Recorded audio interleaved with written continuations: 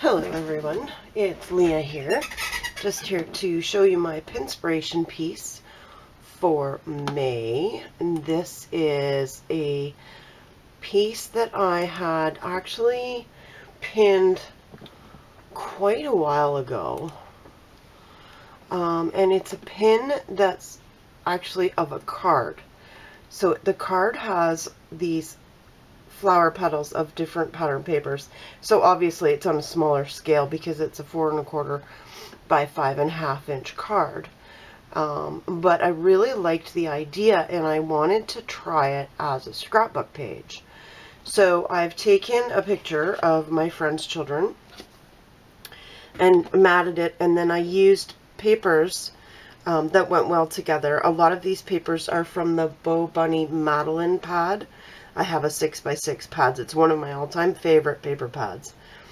And then I layered it up with some petals that I had cut from just different scraps of paper that I had that matched.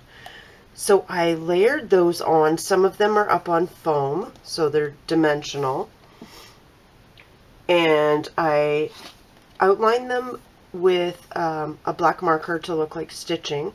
And I added some stickers, some cutouts, enamel dots, sequins, little tiny rhinestones, adhesive pearls, and I layered that all on top of a plain white 12 by 12 sheet of cardstock that I had splattered on some impasto, watered down impasto, and then also some Tattered Angels gold mist.